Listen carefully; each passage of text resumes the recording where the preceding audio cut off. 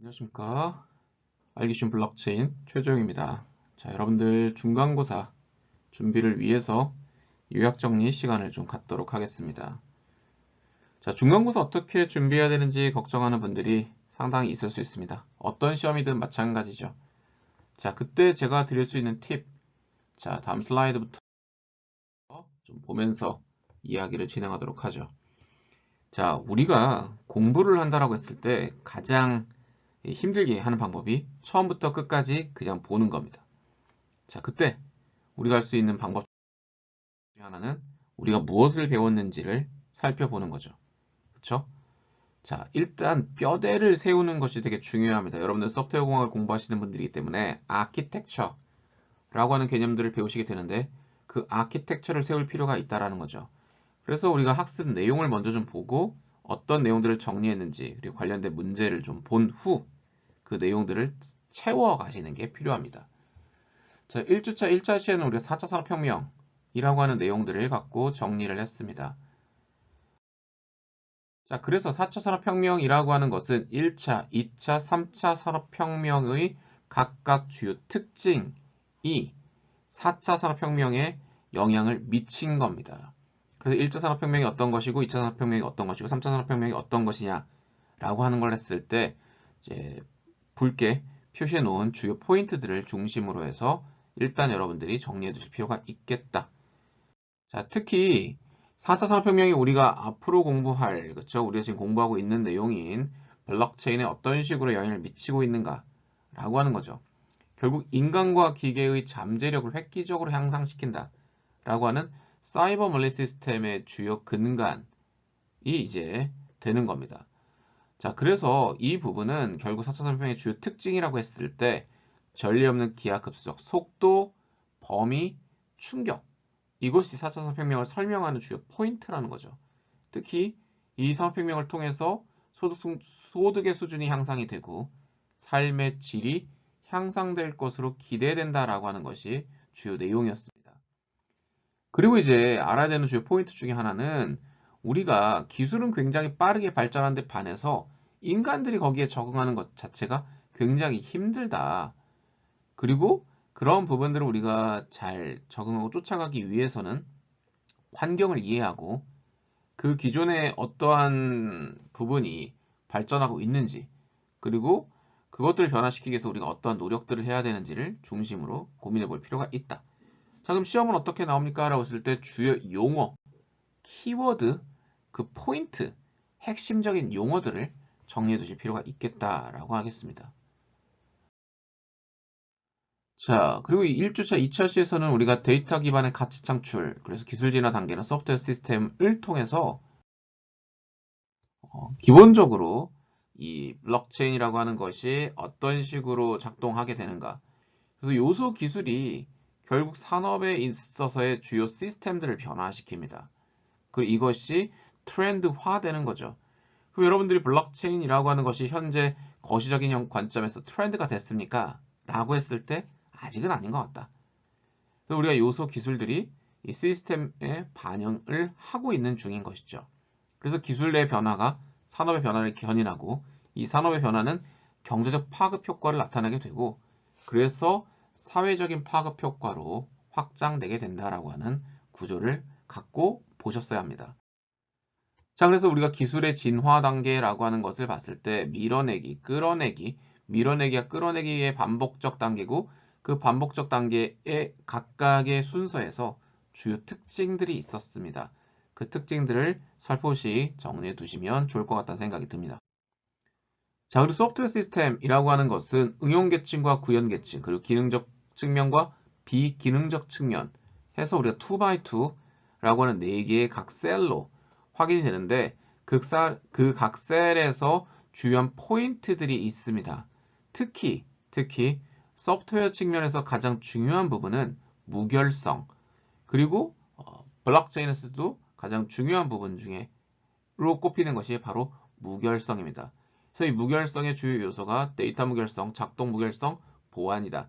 특히 여러분이 시험을 보실 때 중요한 부분 중에 하나는 우리가 객관식 형태로 시험을 볼 거기 때문에 사지선다형인 경우에 이런 세 가지 요소들이 주로 있는 것들 또는 4개 중에 하나를 선택하는 이러한 것들을 잘 살펴보고 정리하시면 시험을 준비하실 때 좀 유리할 수 있겠다. 자, 그리고 이제 1주 3차 시에서 소프트웨어 시스템의 엔진에 해당하는 시스템 아키텍처와 P2P 시스템에 대한 이야기를 나누었었습니다. 자, 그래서 소프트웨어 시스템의 엔진은 시스템 아키텍처이고 시스템 아키텍처가 어떤 의미를 갖고 있다. 특히 이제 분산 시스템의 구조, 그리고 시스템 전체를 우리가 한 번에 볼 수 있는 중앙 통제형. 그래서 이제 우리가 블록체인이라고 하는 자체가 분산의 구조를 갖는다. 그리고 블록체인의 주요 목적은 바로 앞에서 우리가 얘기했었던 그 무결성의 확보와 유지를 토대로 하고 있다라는 것이죠. 자, 그래서 우리가 P2P 시스템이라고 하는 것은 P2P 시스템의 장점, 그쵸? 그리고 중개자를 통해서 있지 않는 이런 중앙 통제 없다라고 하는 그러니까 중앙, 통제, 또 제3자 이런 용어들이 학기 내내 계속해서 반복되었죠. 그런 용어들을 잘 정리해 두실 필요가 있겠습니다. 자, 관련된 평가 문제 등은 여러분들이 제가 이런 객관식 형태 그리고 이제 OX형 형태로 보통 여쭤봤고 특히 이렇게 저자 또 사람의 이름 이런 것들이 보통 일반적으로는 우리가 별로 따지지 않지만 시험 목적에서는 누가 했느냐 최초의 사람은 누구냐 이런 부분들 매우 중요하다는 거죠. 그래서 여러분들이 각각의 관련된 사람들을 당연히 정리해 두셨어야 하고요. 자, 기술 진화 단계에서도 가장 먼저 진학하는 단계라고 하는 것도 왜 우리가 따지느냐 이게 순차적으로 이루어지기 때문에 그런 것이죠. 자, 그래서 밀어내기, 끌어내기, 밀어내기와 끌어내기의 상호 반복 단계, 이렇게 반복적 단계로 구성되어 있다는 것 체크해 두실 필요가 있고, 블록체인이 어떤 계층에 해당하느냐, 그쵸, 이런 부분들.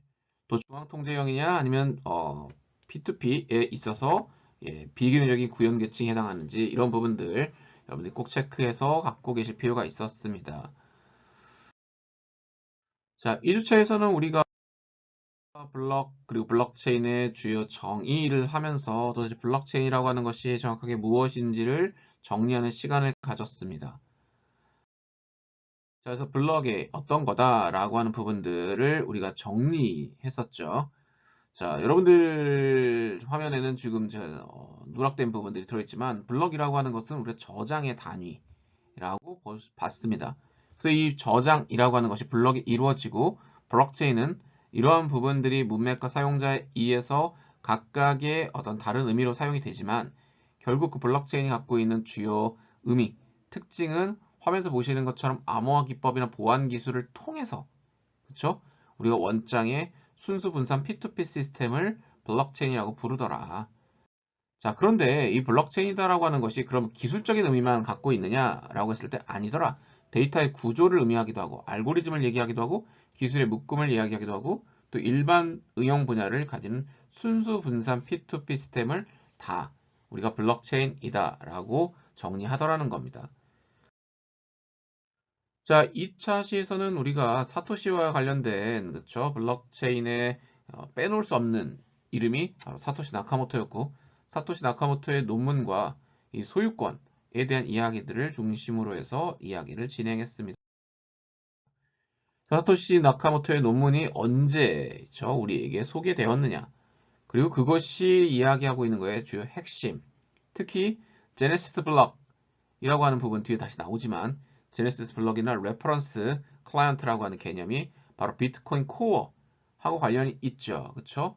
최초 블록체인 관리 프로그램에 해당하는 이 비트코인 코어가 그쵸? 비트코인을 생성했고 그게 레퍼런스 클라이언트였다라고 하는 것 같이 꼭 정리해 둘 필요가 있다 생각이 듭니다.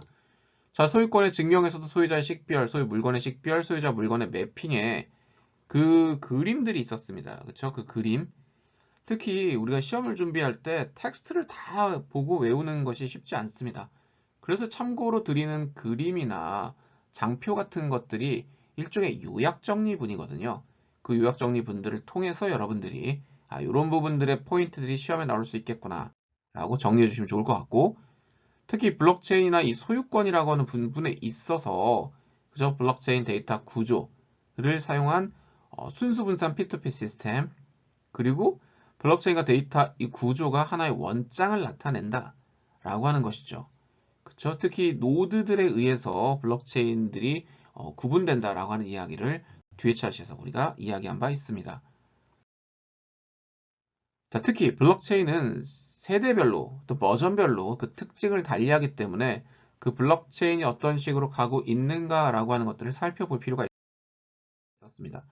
그래서 블록체인의 초기 버전은 금융 환경에 영향을 미쳤고 특히 비트코인의 등장과 함께 우리가 1.0 버전으로 했었다.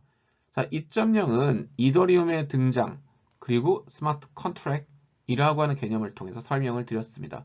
스마트 컨트랙은 뒤에서 다른 차시에서 또 상세히 이야기를 나누었었죠. 자, 블록체인 3.0에 해당한 아이들은 이오스, 에이다, 네오 뿐만 아니라 여러 가지 것들이 있지만 대표적인 이러한 플랫폼들을 좀 기억해 둘 필요가 있겠고 합의 알고리즘의 변화나 이런 거래처의 속도의 개선, 의사결정의 기능을 탑재하면서 기존에 갖고 있었던 블록체인의 플랫폼들의 한계 등을 극복하기 위한 이런 노력들이 나타나기 시작하였다라는 것이죠. 그래서 관련된 문제들을 살펴보면서 우리가 블록체인의 설명 중 그쵸? 옳지 않은 것 또는 옳은 것 찾아라 관련된 문제 당연히 중간고사에도 당연히 나올 수 있는 부분이고요. 그리고 블록체인이 도대체 어떤 형태의 프로토콜이냐라고 했을 때 그쵸? 환경은 인터넷 기반이다. 그리고 최초 개발자가 일론 머스크였느냐? 아니죠. 그쵸? 사토시 나카모토라는 물론 가상의 인물이지만 누군지 알 수 없지만 사토시 나카모토로 우리는 알고 있다. 자, 1세대 블록체인은 무엇입니까? 라고 하면 바로 우리가 파악할 수 있어야겠죠? 자, 3주차에서는 우리가 바로 비잔틴 장군 문제로 이야기를 하면서 합의 알고리즘 그리고 이중지불과 관련된 이야기들을 정리했었습니다. 그래서 비잔틴 장군 문제라고 하는 것이 대체 뭐냐? 그쵸? 그리고 비잔틴 장군 문제가 갖고 있는 의의 그리고 누가 이 논문들을 집필했고 어떤 시사점을 갖고 있는지 등을 정리할 필요가 있었습니다. 특히 우리가 이러한 부분에 있어서 왜 이해할 필요가 있느냐라고 했을 때 바로 합의, 이 합의의 개념을 정확하게 이해할 필요가 있고요. 합의 알고리즘이라고 하는 것을 우리가 기술적인 이야기까지는 하지 않았지만 합의 알고리즘이 어떤 의미를 갖고 있는지 그리고 블록체인에서 이중지불, 더블 스펜딩이라고 하는 것이 매우 중요한 의미를 갖는데 이 이중 사용의 의미, 그렇죠? 그리고 어떤 식으로 우리가 극복해야 되는지 등에 대한 이야기들을 여러분들이 정리해 보면서 체크할 필요가 있었습니다.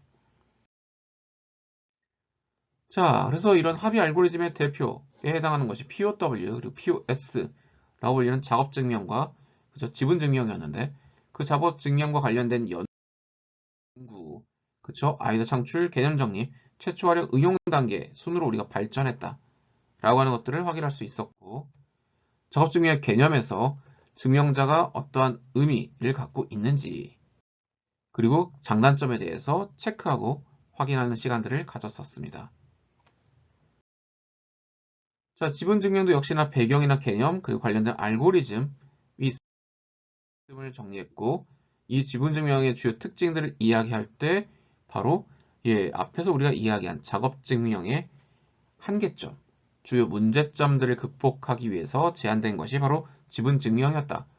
그럼 이 POW 방식이 갖고 있는 주요 한계점은 당연히 정리해 두실 필요가 있겠고 그리고 이제 51% 공격이라고 하는 부분이 분명히 작업 증명과 지분 증명 둘 다 공격받을 수 있는 구조적인 한계이지만 POW가 좀 더 이 51% 공격에 취약하다라고 하는 것이죠. 그래서 지분 증명의 주요 개념, 그쵸? 지분의 확률적 비율로 블록을 생성하는 것이다. 어떤 우리가 마이닝이라고 하는 것을 통해서 그래서 작업을 통해서 채굴하는 것이 아닌, 그쵸? 채굴의 개념이 아닌 갖고 있는 지분을 통해서 합의를 도출하는 개념이다.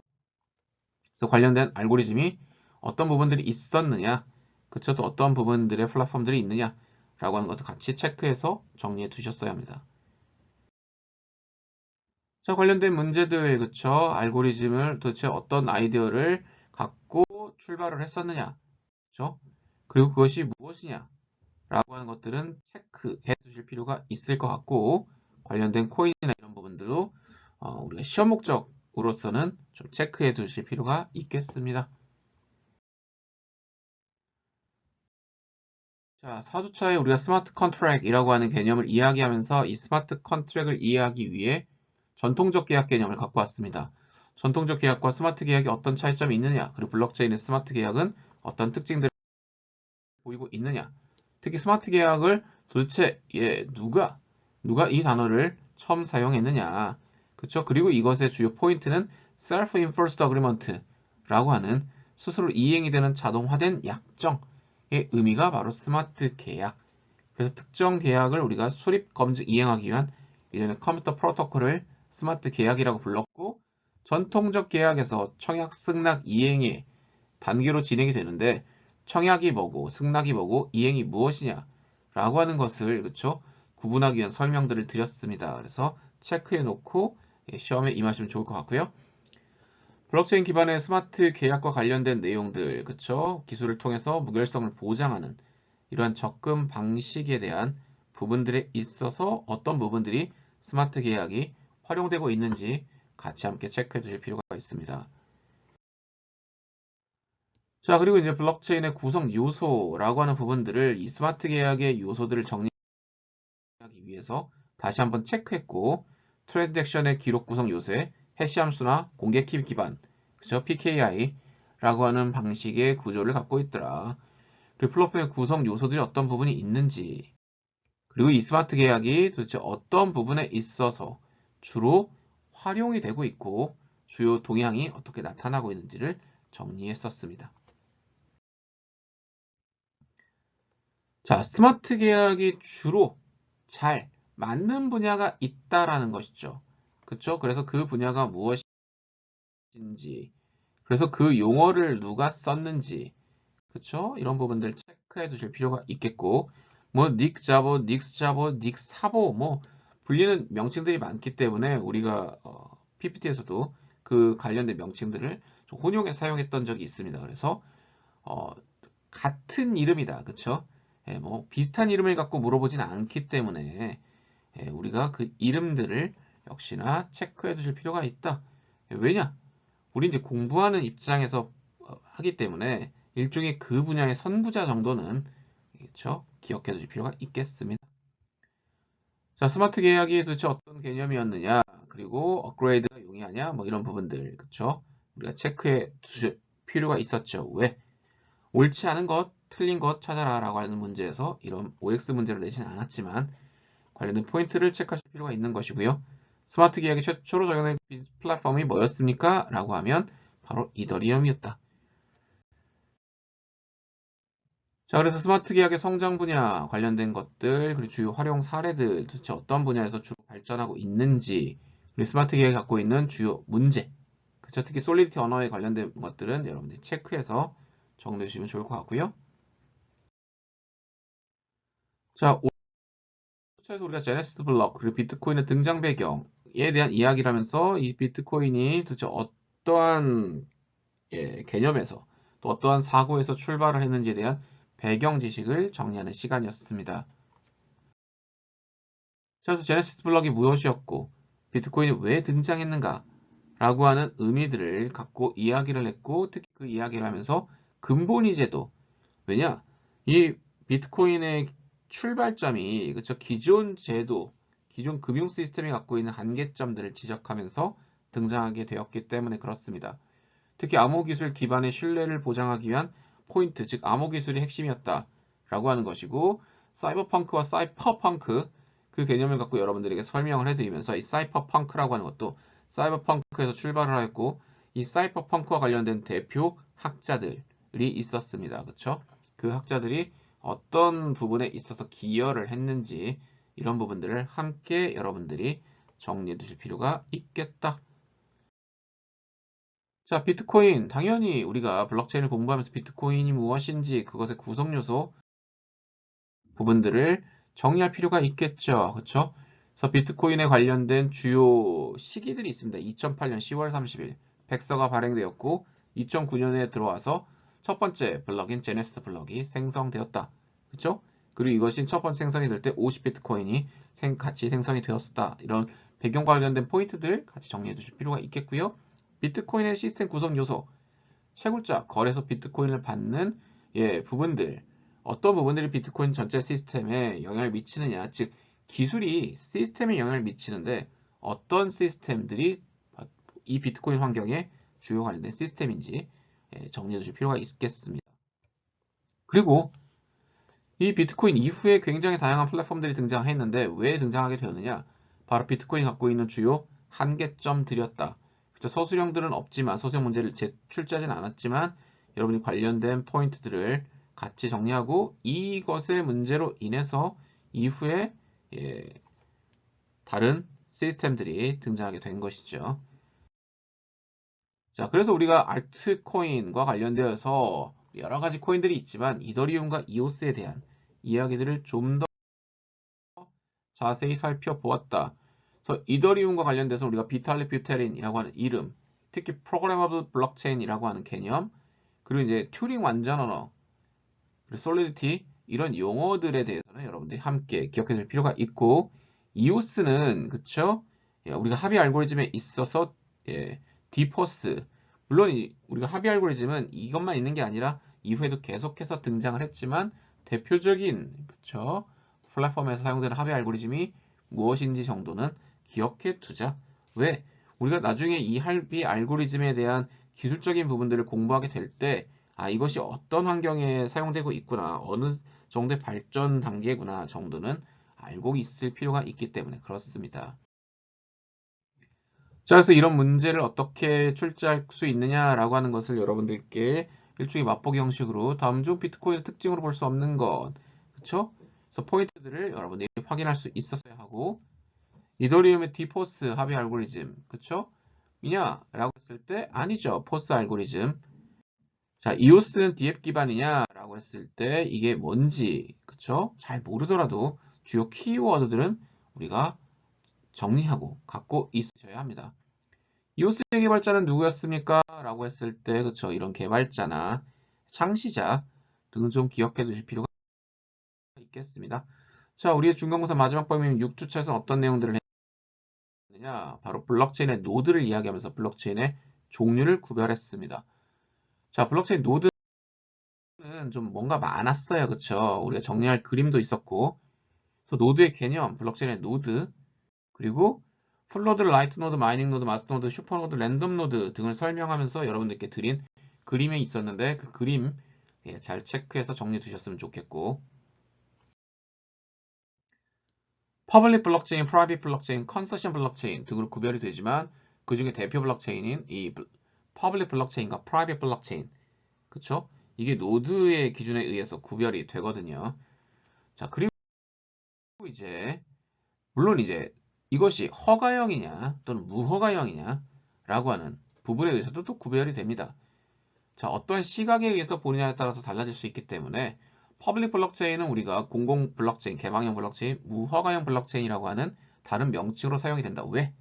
퍼블릭이란 말 자체가 누구나 참여가 가능하다 라고 하는 것의 특징. 그래서 우리가 알고 있는 대부분의 코인과 플랫폼 형태는 다 퍼블릭 블록체인 형태로 구성되어 있죠.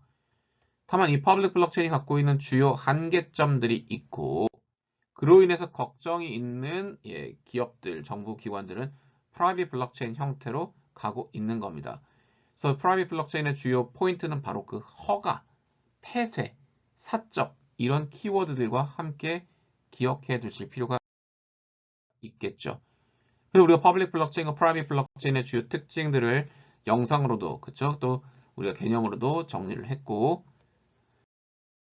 그래서 퍼블릭 블록체인과 프라이빗 블록체인을 어떤 식으로 정리해야 하는가 또 이 프라이빗 제도권에 있어서 선호하는 배경의 주요 요점들은 바로 퍼블릭 블록체인이 갖고 있는 한계점들에서 드러난 부분이 바로 프라이빗 블록체인이 선호되는 배경입니다. 그리고 그와 관련돼 있어서 역시나 한계점들이 드러나고 관련된 사례에서 그쵸? 이 하이퍼레저라고 하는 것이 프라이빗 블록체인의 대표 사례이기 때문에 갖고 있는 주요 특징들 키워드 중심으로 여러분들이 정리해 주실 필요가 있겠다. 자, 그래서 퍼블릭 블록체인의 주요 특징들이 무엇이었고, 그쵸? 관련되지 않은 용어들, 그쵸? 키워드 중심으로 정리해 두실 필요가 있다. 그리고 퍼블릭 블록체인이라고 하는 것의 의미, 프라이빗 블록체인이 갖고 있는 의미, 그쵸? 그리고 프라이빗 블록체인이 갖고 있는 것이 아닌 것, 그럼 어떤 것이 프라이빗 블록체인이고 어떤 게 이 퍼블릭 블록체인에 해당하는지 등은 여러분들이 당연히